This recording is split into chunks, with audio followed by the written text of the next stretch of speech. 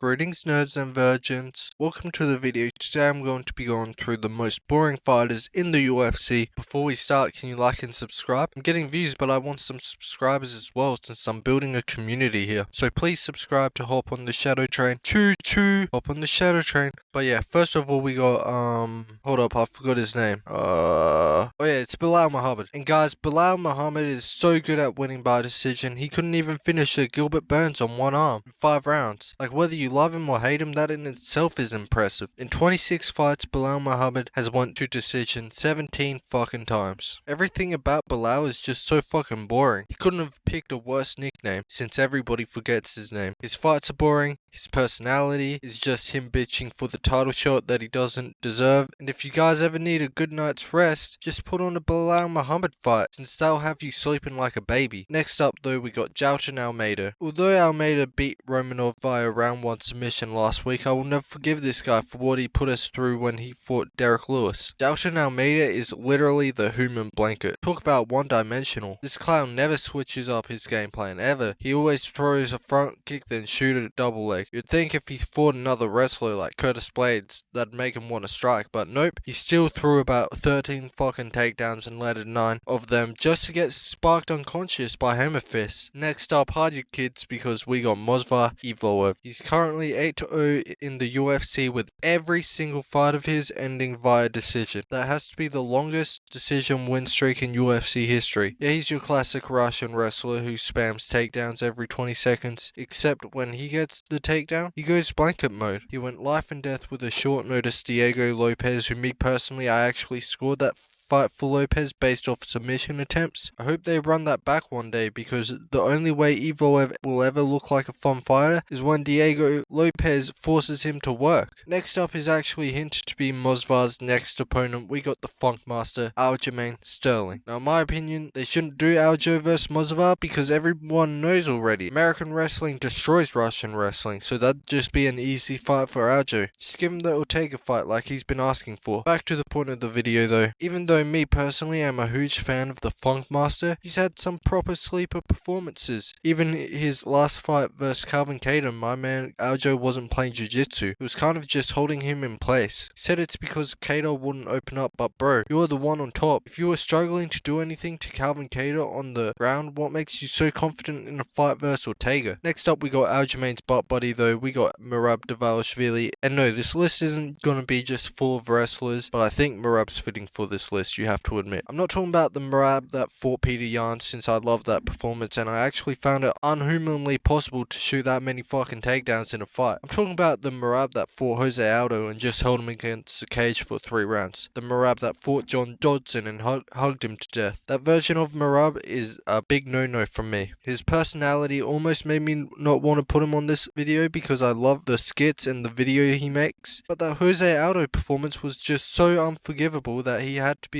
included on this video. The next fighter is corner boy himself, Ian the Cuck Garry. I'm sorry, I may be alone in this one, but every time I watch Ian fight and he doesn't get the finish, it's a straight up snooze fest. The dude was a track star versus Jeff Neal, not taking any risks at all, and just fighting super safe. And against Neil Magny, what the fuck was that? You got Magny on short notice, you portrayed him as a child beater and went in that octagon and decided to spam leg kicks for 3 rounds. And the finish was right there and you didn't go for it. His fights with Darian Weeks and Gabe Green weren't that fun. Either it was just him defending shitty takedowns and winning boring snooze fest decisions. Hot take, I actually think him vs MVP is going to be an absolute snooze fest. I predict it to look a lot like Adesanya vs Romero, where they're both just spamming pump fakes and nobody's actually throwing a single actual punch, meaningful one. Next up, we got Muhammad Mokaev, and what the fuck was that against Alex Perez, bro? If Mokaev wins that fight from just shooting takedowns out of desperation and failing every single attempt, then we need to change the scoring criteria. If takedown defense got added to the scoring criteria in MMA, I feel like the sport would be a lot more balanced right now, since right now the rules favor wrestlers for sure. But Mokaev obviously has had some good performances, like his UFC debut versus Cody Durden, who he beat in under under a minute. He's also had some stinkers like that Perez fight and the Charles Johnson fight. Not the most boring fighter, but that last fight really pissed me off. Next up, we got Grant Dawson, who is dead ass the most boring fighter in UFC history. The dude is always wrestle fucking and humping unless he's getting knocked out by Bobby Green in 5 seconds. His last fight versus Joe Solechki literally put me to sleep, so fuck you, Grant Dawson. You made me miss the entire fucking card, and I woke up to all my parlays failing as well. The dude is a human blanket, but some honorable mentions for boring UFC fighters is Israel Adesanya, having some absolute snooze fest, with the most obvious one being him versus Romero. We also got Michael Chiesa, famously known for human blanketing RDA and Diego Sanchez. But yeah guys, let me know if I missed any boring UFC fighters, and remember to like and subscribe to hop on the shadow train.